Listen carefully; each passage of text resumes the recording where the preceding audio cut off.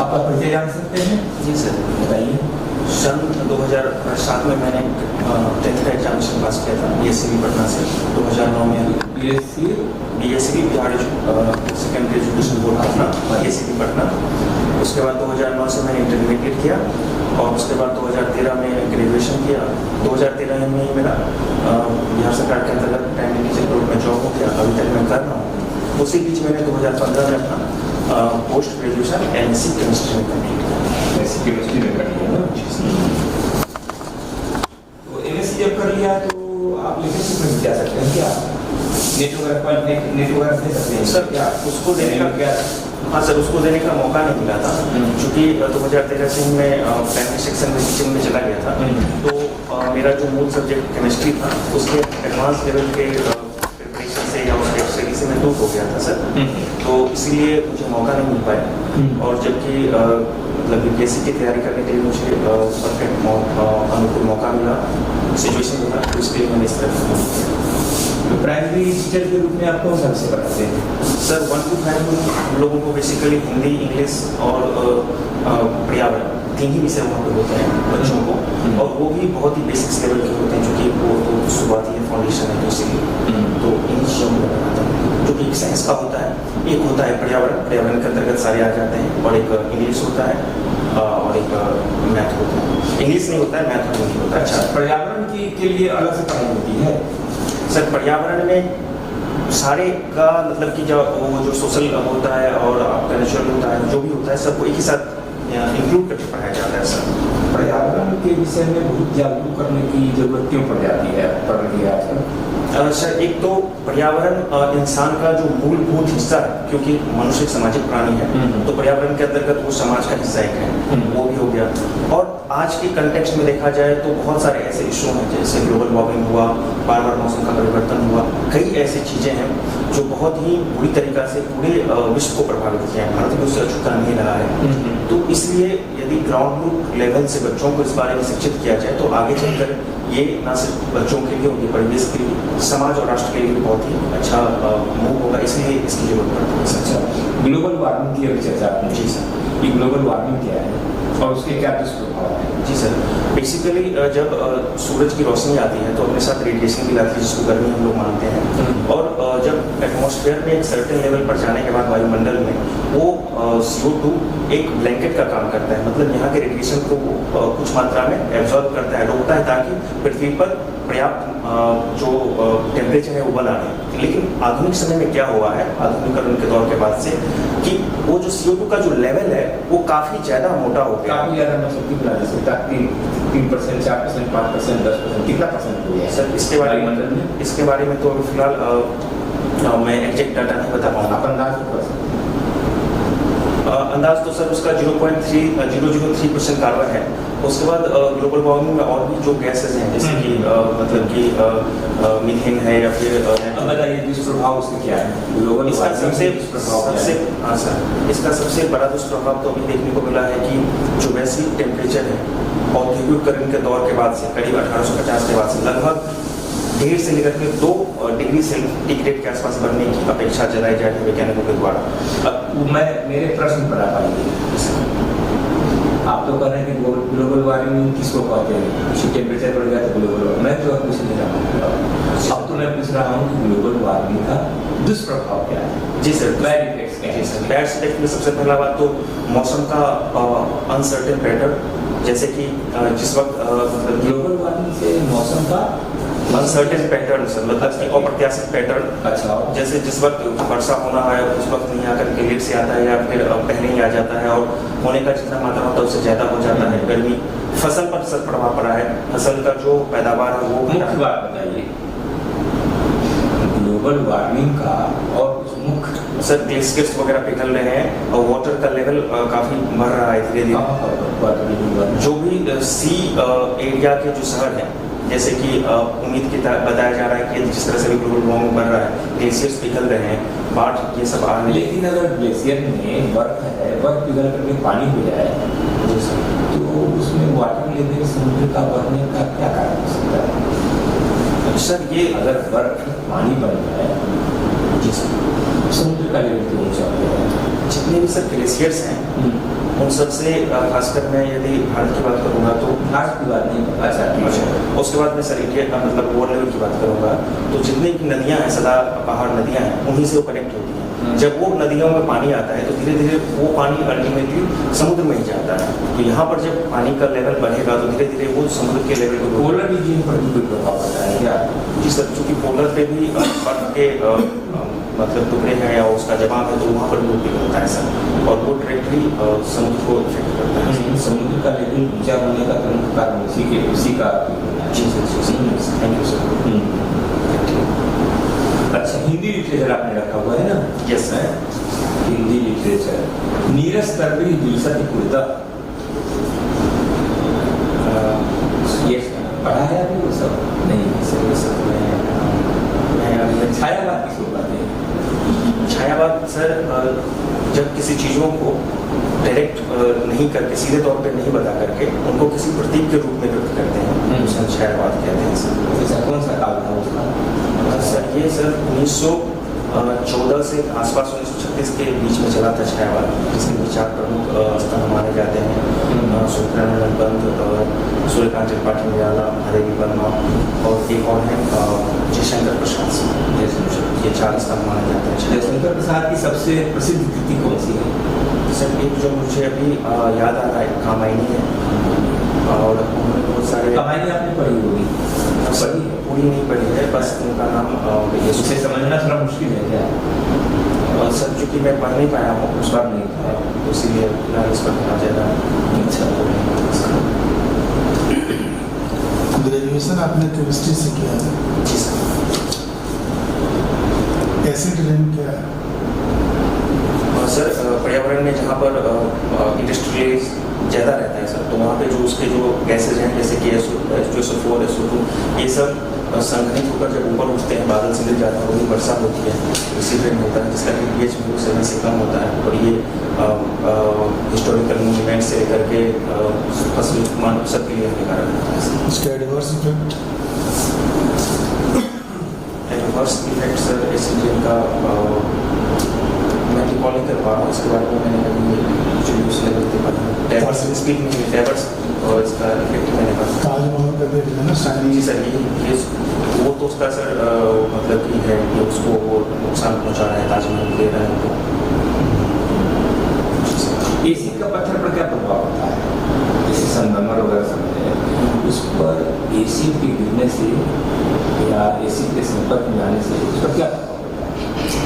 Sir मैं exactly अभी बताने में सक्षम नहीं हूँ, आप थोड़ा गेस करें।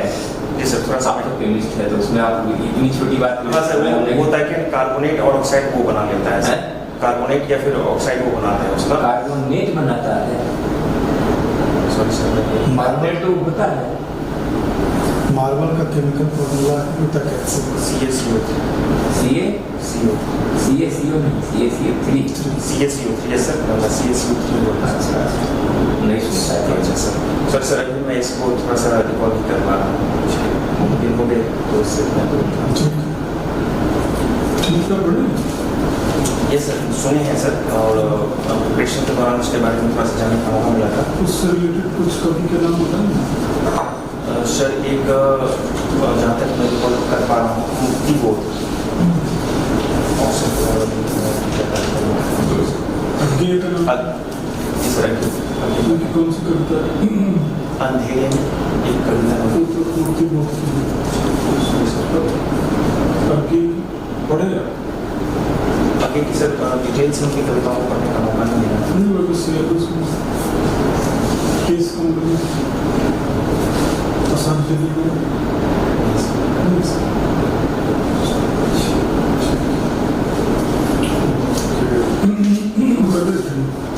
जी सर, प्राइमरी टीचर के रूप में सरकारी स्कूल गवर्नमेंट बेसिक स्कूल क्या पेमेंट होता है अभी?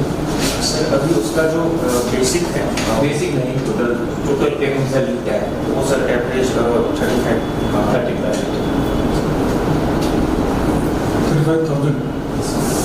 Per month. तो अच्छा है। स्कूल्स में क्या क्या प्रॉब्लम देखने को मिलता है? सर अभी तो एक प्रॉब्लम जो सबसे बड़ी है, मैं इसको 2-3 डेफिनेशन में बोलना चाहूँगा। ये तो पहला इंफ्रास्ट्रक्चर की बात करें सर, तो सरकार इस पर बहुत तेज़ी से काम कर रही है, लेकिन अभी भी जैसे कि मेरा स्कूल है या फिर मेरे आसपास के स्कूल हैं, वहाँ पर इंफ्रास्ट्रक्चर की बहुत दिक्कत है, जैसे कि भवन वगैरह। हालांकि सरकार उस पर बहुत तेज़ी से भवन तो बहुत तेजी से बन रहे हैं। हाँ, मैंने सर इसके लिए पहले मेंशन किया है, लेकिन सर मैं चूंकि जहाँ पर वहाँ अपना एक्सपीरियंस बता रहा हूँ। दूसरी सबसे बड़ी बात है कि सर बच्चों का सर जुड़ाव स्पीड में बहुत तेजी से हुआ है, खासकर सरकार की जो नीतियाँ हैं। अब सर समस्या वहाँ पे हो रही है कि उनके अंदर जो गुणवत्तापूर्ण शिक्षा होनी चाहिए, खासकर जो 3 लेवल के बच्चे हैं, पढ़ने में हो या फिर नंबर ज्ञान वो समझ पाए, तो उस पर सर एक समस्या है जिस पर काम अभी बहुत तेजी से हो रहा है। उसके लिए सरकार उसको क्या काम है? इसके लिए केंद्र सरकार ने एक FLM करके कमीशन लाया है, जिनका मकसद है कि 2025-26 तक क्लास 3 तक के बच्चों को नंबर ज्ञान और जो पढ़ाई का जो लेवल है वो आ जाए। टीचर को ट्रेनिंग दिया जा रहा है दीक्षा के माध्यम से, बहुत बड़े पैमाने पर लॉकडाउन के दौरान में दिया गया था, और उसका प्रैक्टिकल स्क्रीनिंग किया जा रहा है। अब धीरे धीरे जब लॉकडाउन खुला है तो राज्य सरकार की, केंद्र सरकार की और बिहार सरकार की जो SCRT है, तो सब मिल करके उसका मूल्यांकन करने के लिए योजना बना रही है, जो कितना कारगर होगा। उसमें सारा काम हो रहा है, निश्चित रूप से उसका परिणाम हो जाएगा। टीचर्स को लेकर के क्या किया जा रहा है? सर टीचर्स को लेकर के टीचर्स को जो मूलभूत सुविधाएं हैं उसके लिए मांग उठती रही है, और मतलब टीचर अपना बात करते हैं, सरकार उसको मानती भी है। जहाँ तक बात है उनके वेतन आदि को लेकर, तो वो एक मुद्दा रहता है, क्योंकि कोई यदि काम करने वाले इंसान वेतन की बात नहीं है, टीचर्स के अंदर क्वालिटी होगी तब तो वेतन तो मानते ही रहते हैं। स्किल्स की बात सर आप कर रहे हैं सर, जहाँ तक मैं इसको बता रहा हूँ। शिक्षकों में भी तो कुछ होना चाहिए। ये सर स्किल्स और उनके डेवलपमेंट की बात आप कर रहे हैं सर, तो सरकार उसके लिए कर रही है कोशिश। कहीं ना कहीं तो समस्या है सर, इसका प्रभाव नहीं दिख रहा है। मतलब इसका प्रभाव है कि अभी तक वो जो प्राइमरी लेवल के बच्चे हैं, अभी तक उनमें अपेक्षित सुधार नहीं हो रहा है, तो कहीं ना कहीं दिक्कत है स्किल्स की। तो सरकार इस पर काम कर रही है लगातार से, और इसका नतीजा देखें। ठीक ठीक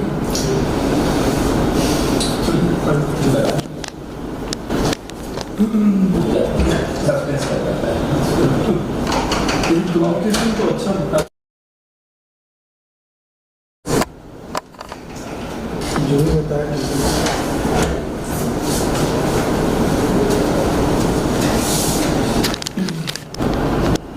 आप अपना इंटरव्यू का करके बताइए। माध्यमिक तो बच्चों करते हैं ना, 3 नंबर इसको दिया जाना चाहिए। सर मेरे हिसाब से मेरा एवरेज के आसपास था। इसमें एक्सीलेंसी के लिए और गुंजाइश है, जहाँ तक मुझे लगता है वो तो हमेशा गुंजाइश करनी चाहिए। एक नाच के इंटरव्यू के बारे में मैं एवरेज के लेवल की मानता हूँ। संतुष्ट है? एवरेज मानता हूँ सर, लेकिन मुझे लगता है कि मुझे और काम करने की जरूरत है। एवरेज तो पास नहीं करता है। जी सर, एवरेज नहीं, इसका मतलब है कि पास मार्क नहीं हुआ। नहीं सर, हम काम करेंगे संतुष्ट नहीं, जिसको एवरेज दिया जाता है उसको नौकरी से निकालने की बात नहीं। ठीक है, एनीवे तो एक पहली बात तो आपको यह करनी है कि जो भी पूछा जाए टू द पॉइंट बोलिए और कम से कम समय लीजिए। जैसे हमने कोई बात बोली तो उसका जो सबसे प्रमुख शब्द है उससे संबंधित 5 लाइन बोल देना, ये अच्छा जवाब नहीं है। हमने क्या प्रश्न पूछा एग्जैक्टली उतना ही एक वाक्य में, 2 वाक्य में, 3 वाक्य में जवाब देकर के स्पेसिफाई है सर, एकदम स्पेसिफिक हुई, क्योंकि आपको बहुत डिटेल में जा रहा था जैसे। और काम की बातें उसमें कम होती थी। काम की बात से मतलब है कि आपका ज्ञान जो भी है उससे मतलब नहीं है, मतलब है कि हमने जो मांगा है, हमें धौलागिरी पर्वत नहीं चाहिए, हमें से मिलती चाहिए। जिस मार्क कर रहे हैं हो गया। अच्छा, आपका जो प्रश्न, आपका जो ये ग्रेजुएशन का सब्जेक्ट था, सो आपके लिए प्रमुख होगा ग्रेजुएशन का सब्जेक्ट जो आपने ऑप्शनल लिया है वह सब्जेक्ट, और जो सर्विस कर रहे हैं या फिर टीचिंग कर रहे हैं, ये तीनों आपके मुख्य मुद्दे वहाँ पर रहेंगे, है ना। तो आप केमिस्ट्री को एक बार अच्छे से पढ़ लीजिएगा, मोटी मोटी किताबें नहीं पढ़िएगा। NCERT की 10वीं क्लास तक की जो बेसिक किताबें हैं, बेसिक केवल बेसिक सब पढ़ लीजिएगा, क्योंकि आगे आप पढ़ भी नहीं पाइएगा, डिटेल्स की जरूरत भी नहीं होगी, लेकिन बेसिक से आपको केमिस्ट्री आना चाहिए, उसकी हर बात आनी चाहिए। ठीक है। ऐसा नहीं कि हम कंपाउंड के बारे में पूछे, नेचर के बारे में पूछे, वो नहीं बता पाइए कार्बोनेट क्या है, बाइकार्बोनेट क्या है, एसिड डालने से क्या होगा, इस पर क्या डालने से, ये सब बड़ी बेसिक चीज़ें हैं। एलिमेंट क्या है, वो सब मेडलीपा क्या है, वो सब जो सब भी है, वो सब जो सामान्य बातें हैं उसको आप खूब अच्छे से छुटा बता जी सर, खूब अच्छे से कर रहे हैं। मुझे केमिस्ट्री में बहुत कुछ है ऐसा, और केमिस्ट्री की सामान्य बातें वहाँ पर बैठे हुए बोर्ड में कि सभी लोगों को 5 देने होंगे, सभी लोगों को मालूम होगी। ठीक है, लिटरेचर के बारे में क्या पढ़ना चाहिए वो आप बता दीजिए, क्योंकि हिंदी लिटरेचर जब आपने रखा है तो हिंदी लिटरेचर से भी सवाल पूछे जाएंगे, किस तरह के पूछे जाने की संभावना है, ये साफ बता रहे हैं। क्योंकि वो आपका ऑप्शनल है तो ज़्यादा डेप्थ में नहीं जाएंगे, लेकिन ऊपर ऊपर जो सिलेबस का है, नई कविता के बारे में लोग पूछते हैं, तो जो सिलेबस में उसी के बारे में। जी सर, सिलेबस में जो आपने चीज़ें छोड़ दी होगी मेंस में, उसको भी थोड़ा यहाँ देख लेंगे। हाँ, जैसे कमानी आपने मान लो आपने एग्जाम में छोड़ दिया, लेकिन पूछ देंगे आप पूछ देंगे। तो सिलेबस में जो है मेन उसको थोड़ा केवल इंट्रोडक्शन उसका, मान लीजिए प्रगतिवाद आपने छोड़ दिया, यहाँ पूछ लिया भूल गया, तो जो सिलेबस में उसी का एक इंट्रोडक्शन है। और क्योंकि आप शिक्षक हैं तो बिहार की शिक्षा से संबंधित कुछ भी चीज़ें हैं, बिहार के लिए क्या उपाय करने चाहिए, शिक्षा की गुणवत्ता सुधारने के लिए सरकार को क्या करना चाहिए, है ना। तो आप सरकार की सीधे शिकायत न कर पाए, नहीं करना चाहिए भी, तो इस तरह से कह सकते हैं कि इस क्षेत्र में ऐसा अगर किया जाए तो और बेहतर किया है। शिक्षकों की क्वालिटी में सुधार, नई शिक्षक की बहाली की हम करें तो किस तरह से करें, जिस तरह से बहाली छूटने हुई है उसी तरह से करें क्या, नहीं वो बहाली हुई थी ठीक है, लेकिन उसके बहुत सारे दोष बाद में सरकार पर आए। तो अगर शिक्षकों की बहाली सीधे सीधे ओपन मार्केट से हो, ओपन लोगों से हो, और उसके बाद में ट्रेनिंग दी जाए, है ना। ऐसा नहीं कि जिसने बीएड किया हुआ है उसको सिलेक्ट करें, तो बीएड की कहीं से भी किसी ने खरीद ली और उसके आधार पर उसका सिलेक्शन हो गया, आप पढ़ाना चाहिए। तो हमारा विचार तो यह होगा, आप कहेंगे आप अपनी राय देंगे ना कुछ, आप हमारी राय तो यह होगी कि जिस तरह से दूसरी सर्विसेज में सिलेक्शन होने के बाद कोई ट्रेनिंग दी जाती है, उसी तरह से शिक्षकों में भी पहले उनका सिलेक्शन हो जाए और उसके बाद उनको 6 महीने उसकी ट्रेनिंग दी जाए। पहले जो क्वालिफिकेशन 30 कर दिया जाता है तो उसमें हमें लगता है कि बदलाव लाना चाहिए। इस तरह एजुकेशन में सुधार के लिए जैसे इंफ्रास्ट्रक्चर की जैसे जो चर्चा आपने शुरू की, इंफ्रास्ट्रक्चर के बारे में बहुत बातें आपने बोल दी, इनकी कोई जरूरत नहीं थी। इंफ्रास्ट्रक्चर की कमी 3 शब्द जवाब चाहिए था, शॉर्ट और पूरा एकदम शॉर्ट टू द पॉइंट, क्योंकि उन 5 जने होते हैं आप 15 मिनट का समय, और 3 शब्द आप बोलेंगे तो उसी से उनको अंदाजा लग जाएगा कि आप शेष सारी बातें आप जानते हैं। ठीक है, ये आप आसान सिचुएशनल प्रश्न किसी भी तरह से पूछे जा सकते हैं, तो उसमें अपना ओपिनियन आप जाहिर करिएगा कि हमें लगता है कि ऐसा होना चाहिए। ठीक है, देश विदेश में जो भी घट रहा है, नाटो सीटो सेटो दुनिया जहान जो भी घट रहा है, रूस यूक्रेन, वो सब जो भी है, श्रीलंका में क्या हो रहा है, पाकिस्तान में क्या हो रहा है, ये सब जानकारी होनी चाहिए। आप पेपर कौन सा लेते हैं? दैनिक जागरण। ठीक है, दैनिक जागरण लीजिए, दैनिक भास्कर लीजिए, कोई भी लीजिए, तो उनको भी आप अच्छे से अगर पढ़ेंगे, उनमें व्यूज पढ़ेंगे, लेख को पढ़ेंगे, तो वो आपको बहुत अच्छी करना क्या हो रहा, सरपंच विधायक हो गया, ये सब पढ़ने की जरूरत नहीं है, लेकिन जो लेख उसमें पढ़ाई दी जाती है और जो सुर्खियाँ बनती हैं, जो खबरें, उनकी थोड़ी गहराई में जाइए, है ना, ताकि आप वहाँ बता सकें, अपने को सिद्ध कर सकें। तो सारे लोग 3 किलोमीटर भी दे रहा है, जितना पोस्ट है उससे 3 किलोमीटर भी देंगे ना, इसलिए उसमें से आपका सिलेक्शन होगा। तो उन सबों से आप बेहतर नहीं कर यू कैन डू इट। आप शिक्षक हैं इसलिए आप बोल अच्छा लेते हैं, आपको बोलने में कोई माने ये क्या कहें, हिचक नहीं होती है, अच्छे से बोल लेते हैं, लेकिन उसको थोड़ा परिमार्जन करते हैं यह करके, और कम से कम एक बार और आप यहाँ इंटरव्यू दे लीजिएगा ताकि आपको दे सके, इसके बाद वहाँ जाइएगा तो आपको सक्सेस मिलेगी। राइट, आपको कुछ जानना होगी? जी सर, जैसे अभी मतलब कि एक मेंबर के द्वारा जिस सवाल पूछा जाता है तो जवाब देते वक्त सिर्फ उन्हीं के साथ आई कॉन्टेक्ट रहेगा या फिर बाकी मेंबर? उनके साथ डायरेक्ट आई कांटेक्ट रहेगा, लेकिन कभी कभी ऐसे समूचे को देख लीजिएगा, क्योंकि जो आप बोलते हैं तो प्रश्न हम पूछते हैं, सुनते सारे लोग, और आप जब चले जाएंगे सब लोग मिलकर के विचार करेंगे यहाँ यह ऐसे बोल रहा था, इसके ऐसा जो उसने ओपिनियन दिया, इससे इसकी अल्टरनेटिव आपस में डिस्कशन होता है। इसलिए आई कांटेक्ट तो सब पर कभी कभार होना चाहिए, स्पेशली जिनसे बात हो रही है उन पर 90%, राइट।